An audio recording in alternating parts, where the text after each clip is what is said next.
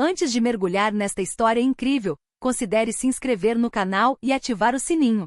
Cada história aqui tem algo a dizer, e você não vai querer perder nenhuma. Ele alimentou 2 órfãos. 20 anos depois, um helicóptero pousa em frente à sua casa.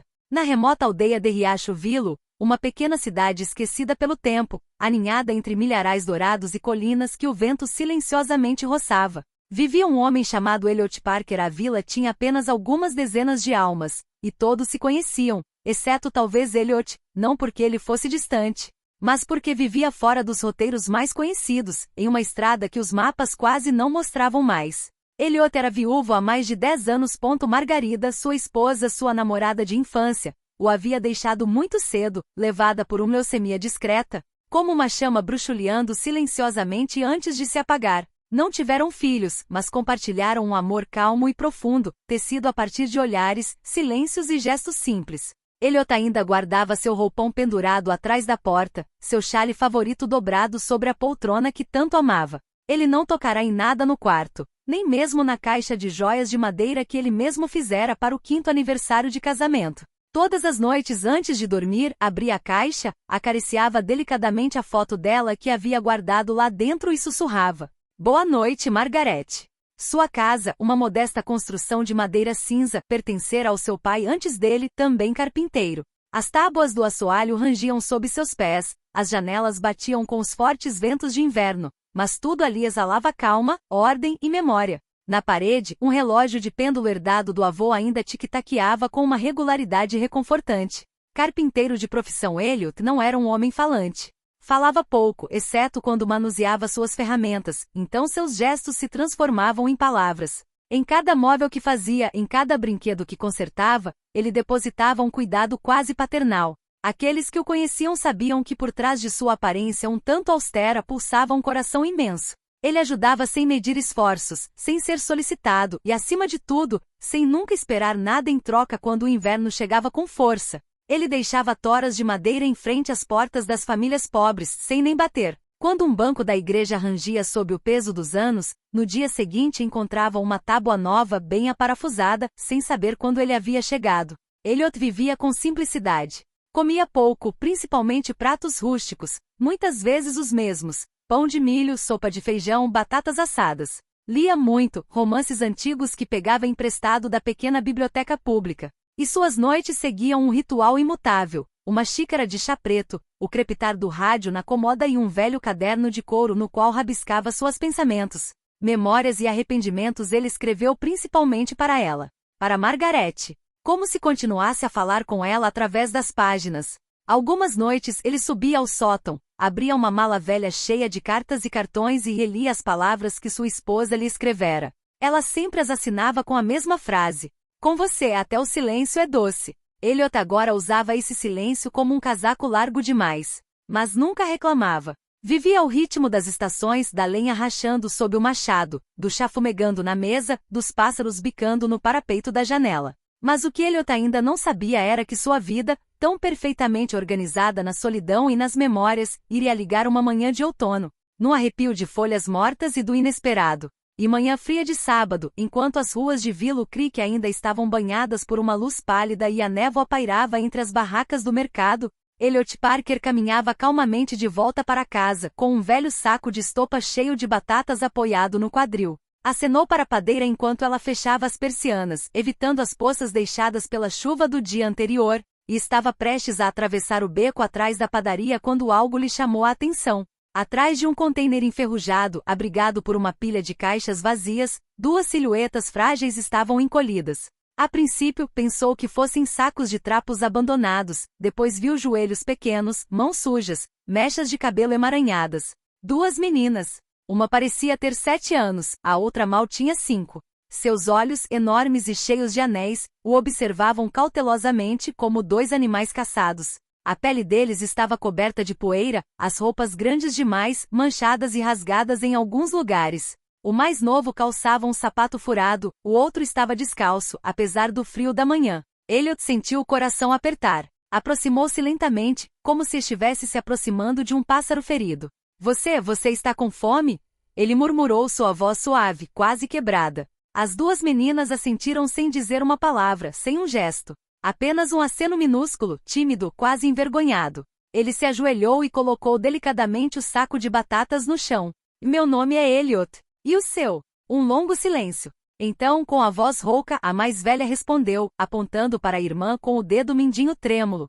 Ela é Miley. Eu sou Lena. Ele não fez mais perguntas. Não perguntou de onde vinham, nem por que estavam ali. Ele viu o que precisava ver. Duas crianças sozinhas, famintas, esquecidas pelo mundo. Ele estendeu a mão lentamente. Miley recuou 1 milímetro, mas Lena, a mais velha, colocou seus dedos sujos nos dele, quase imperceptivelmente. O pequeno toque foi um sim silencioso. Elliot se levantou delicadamente, pegou Lena nos braços e depois Miley. Elas eram leves como gravetos. Ele as carregou até a caminhonete, acomodou-as no banco do passageiro e as enrolou no velho cobertor de lã que estava atrás. De volta à casa, ele acendeu imediatamente o fogão a lenha. A casa estava fria. Ele assentou na cozinha, deu-lhes uma toalha e preparou um banho morno. As meninas continuaram em silêncio. Deixaram que ele fizesse isso, como bonecas abandonadas à deriva. Enquanto eles se lavavam, Elliot vasculhou suas coisas.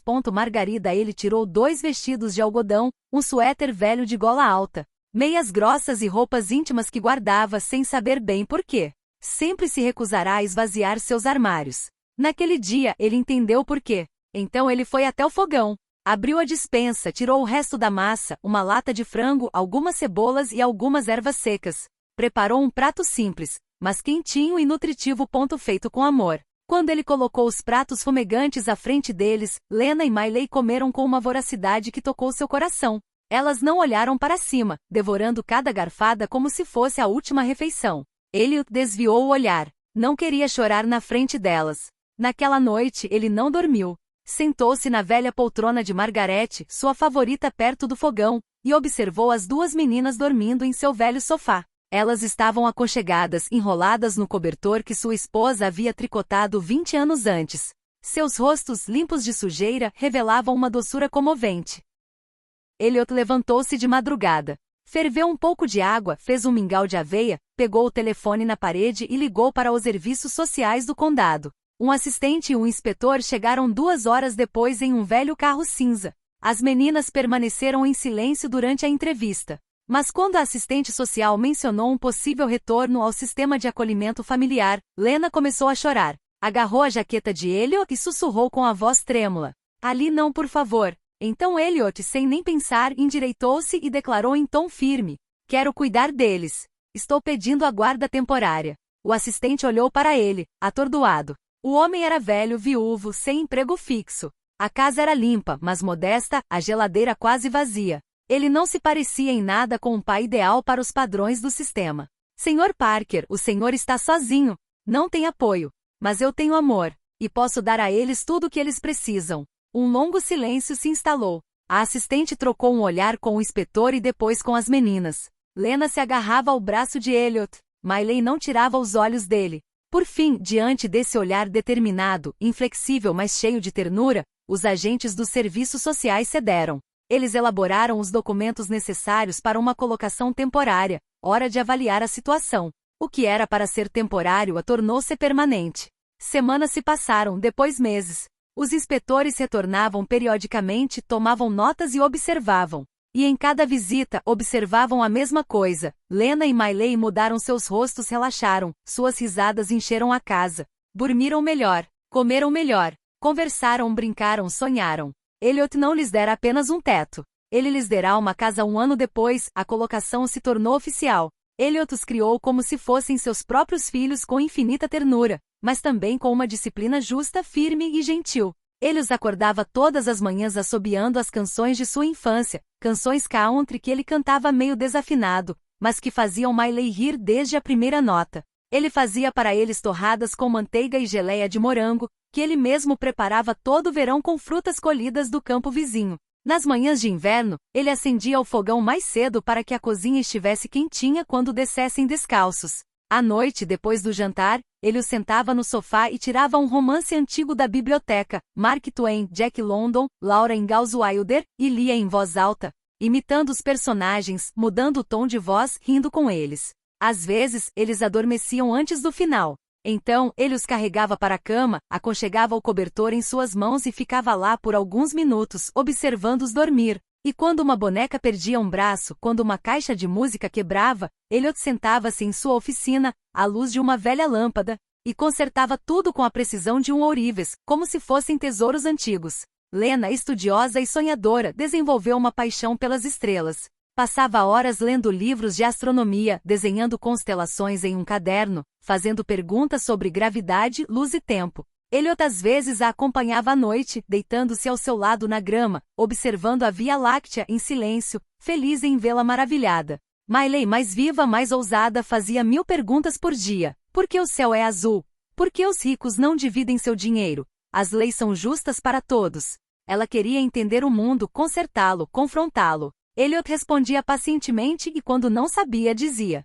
então vamos procurar juntos. A casa, antes congelada no silêncio, voltou à vida. As cortinas foram trocadas, as paredes repintadas com cores suaves. Desenhos infantis pendurados na geladeira, risadas ecoavam escada acima. As galinhas no jardim agora tinham nomes. E na sala de estar, uma foto de família, Elliot no centro, as 2 meninas agarradas em seus braços, finalmente substituiu a de seu casamento com Margaret. Ele não substituiu seu amor. Ele amplia-o. Todos os domingos, elas iam à igreja juntas. Lena segurava a Bíblia contra o peito, Miley corria na frente para segurar a porta para os anciãos. A congregação se perguntava, sussurrava e então perguntava educadamente: essas são suas netas? Elliot sorriu, abaixou a cabeça ligeiramente e respondeu, simples e orgulhosamente: elas são minhas filhas. O sacrificará tudo para elas. Ele recusou contratos de carpintaria bem remunerados que o manteriam longe de casa. Vendeu seu estimado Ford 1969 para comprar material escolar, livros e roupas. No inverno, ele reduzia o aquecimento do próprio quarto para economizar dinheiro, mas as meninas nunca tinham falta de calor ou cobertores. Ele lhes ensinou o que poucas crianças realmente recebem: dignidade, paciência, gentileza. Ele os ensinou a nunca humilhar, a ouvir antes de julgar e a estender a mão até mesmo àqueles que os rejeitariam. Não escolhemos o que o mundo nos dá, meus queridos, disse-lhes ele, mas sempre escolhemos o que damos ao mundo. E com o passar dos anos, Willow Creek observou, admirou e sussurrou que este homem pode não ter sangue nas veias, mas ele tinha ouro. Os anos passaram como um sopro. A pequena casa de madeira, antes repleta de gritos e risos, foi aos poucos ficando mais silenciosa. Brinquedos desapareceram dos cantos dos cômodos, cartazes foram retirados das paredes, sapatos infantis foram substituídos por malas carregadas de sonhos. Lena, brilhante, disciplinado e sempre maravilhado com o céu, conseguiu bolsa integral para estudar astrofísica à Universidade de Colômbia, em Nova York. Uma escola exigente do outro lado do país, longe dos campos tranquilos de Willow Creek. Ela queria entender a origem do universo, desvendar os mistérios do tempo e da matéria. Elliot a vira passar noites inteiras observando as estrelas, traçando diagramas nas toalhas de mesa da cozinha, maravilhando-se com um único raio de luar. Miley, ardente e honesto, movido por uma paixão ardente por justiça social, foi aceito em Stanford, na Califórnia. Ela sonhava em se tornar advogada para defender os que não tinham voz, as crianças esquecidas, aquelas que, como ela, haviam sofrido injustiças desde a infância. Jurou a si mesma que nenhuma criança passaria pelo que ela passou. Elliot já ouvirá seus debates apaixonados dezenas de vezes sobre justiça, leis e direitos humanos. Quando chegou a data da partida, a casa parecia prender a respiração. As malas estavam prontas, as cartas de aceitação cuidadosamente organizadas, as passagens de ônibus guardadas em um envelope pardo. Na manhã da partida, uma leve neblina cobria Willow Creek, como se para encobrir a emoção. Elliot os levou pessoalmente à rodoviária do condado. Nunca havia dirigido tão devagar. O silêncio no carro não era opressivo, era cheio de memórias. Na plataforma, ele os abraçou longamente. Suas mãos ásperas tremiam. Ele não chorou, não de verdade, mas seus olhos estavam úmidos, sua respiração curta e sua voz rouca. Estou orgulhoso de você, sussurrou ele. Vá mudar o mundo, mas não se esqueça de quem você é. Eles prometeram voltar, ligar para ele com frequência, escrever toda semana, para vir no Natal, para a Páscoa, para o aniversário dele. Mas a vida, como muitas vezes acontece, decidiu o contrário. Os estudos os absorviam. Depois vieram estágios de prestígio, oportunidades profissionais, viagens e novas amizades. As ligações diminuíram de frequência, as cartas viraram cartões de aniversário, às vezes até atrasados. E-mails curtos, bilhetes de estou pensando em você enviados às pressas entre as reuniões. Não por esquecimento. Por falta de ritmo. Por causa do turbilhão que é a vida adulta. Ele nunca os culpei por isso. Ele nunca se permitiu a menor amargura. Ele sabia. Ele entendia. Ele havia criado 2 filhas para ascenderem, não para permanecerem. Então ele esperou. Ele leu e releu as cartas que guardava numa caixa de ferro acima da lareira. Ele emoldurou os diplomas recebidos pelo correio. Ele olhou para as fotos da infância deles, congeladas em molduras de madeira que ele mesmo havia esculpido. Ele ouvia os boletins meteorológicos de Columbia e Stanford como se fossem notícias pessoais.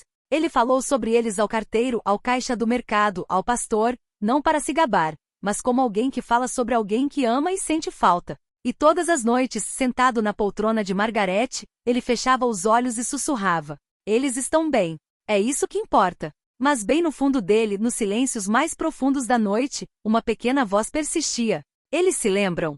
E o que ele não sabia era que sim, eles lembraram. E isso o vento estava prestes a mudar. 20 anos depois daquele dia de outono onde criara 2 órfãs famintas e assustadas, Elliot ainda morava em sua modesta casa de madeira, aninhada no Vale das Colinas. A tinta da fachada descascava, o telhado rangia com os primeiros ventos e os degraus da varanda rangiam sob o peso do tempo. Tudo ao seu redor carregava as marcas do tempo, exceto seu coração. Elliot envelhecera. Suas mãos tremiam ao tentar amarrar os cadarços das botas. Seus olhos se cansavam rapidamente ao ler as linhas de um romance antigo. Falava menos, mas pensava mais. No entanto, todas as manhãs, ao amanhecer, colocava seu velho chapéu de palha e saía para regar os tomateiros que cultivava com um cuidado quase paternal. Eram seus companheiros silenciosos, suas testemunhas fiéis. Naquela manhã, enquanto a névoa deslizava suavemente entre as árvores, uma baqueira rasgou o silêncio. Não era o vento nem um trator, mas um zumbido profundo e mecânico que parecia fazer a própria terra vibrar. Intrigado, Elliot levantou a cabeça. Seus olhos claros, enrugados pela idade, distinguiam uma forma escura descendo lentamente do céu. Um helicóptero, preto elegante como algo saído de um filme, pousou no campo vizinho, levantando uma nuvem de poeira e folhas mortas. Logo os moradores correram para lá, movidos pela curiosidade. Crianças animadas, idosos cautelosos e jovens, com smartphones na mão, filmaram o evento. Era uma cena irreal, como se um sonho tivesse se infiltrado em suas vidas cotidianas. As portas do helicóptero se abriram. 2 mulheres de terno saíram, seguidas por cinegrafistas, assistentes e um homem carregando uma maleta. Eram elegantes, confiantes, mas seus olhos buscavam algo, ou melhor, alguém. Elliot, paralisado ao lado dos tomates, sentiu algo se agitar dentro de si. Uma lembrança. Um calor ancestral. Ele apertou os olhos. O mundo ao seu redor pareceu parar. Então, Helena, Miley. As 2 mulheres se assustaram ao ouvir seus nomes sendo chamados. Elas se viraram para ele. E naquele momento, o tempo entrou em colapso. Lena cambaleou, levando a mão trêmula à boca. Seus ombros tremiam com os soluços. Ela se moveu lentamente e começou a correr. Miley, mais animada, cruzou o campo em poucos passos.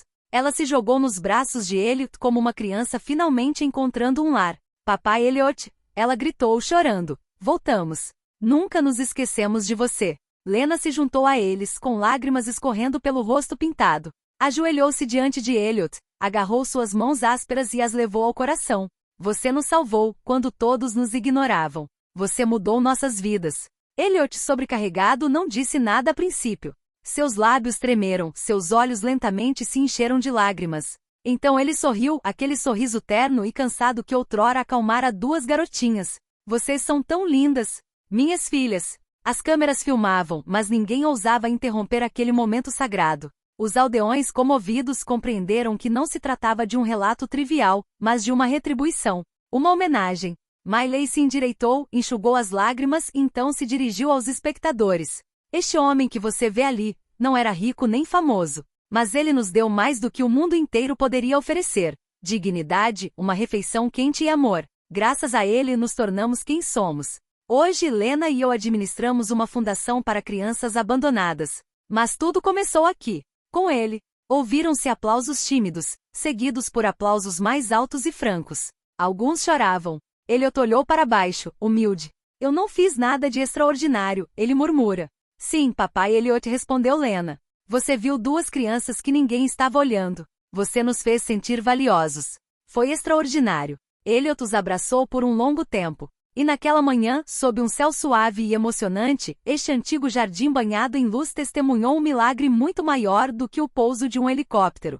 O retorno da gratidão e do amor 100 vezes maior. Naquele dia, em uma sala de estar iluminada, enquanto o chá esfriava em suas mãos trêmulas, Elliot olhou para seus dois antigos pupilos com olhos marejados. Eles haviam crescido tanto, conquistado tanto. Ele nunca esperara nada em troca, mas ali estavam eles, diante dele, com aquele brilho orgulhoso nos olhos.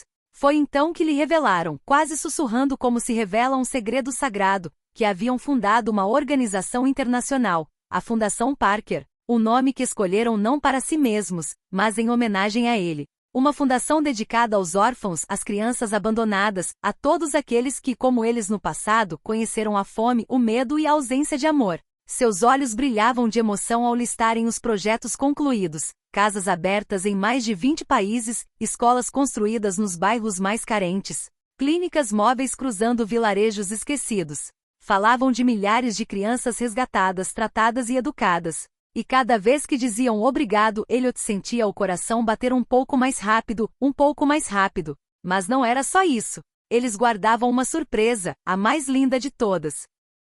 Elliot foi escoltado, sem saber para onde estava indo, até um heliporto. O céu estava limpo naquele dia, o vento leve. O helicóptero decolou suavemente sobrevoando o campo, as cidades, as memórias. Lá embaixo, o mundo continuava, mas para ele, o tempo parecia ter parado.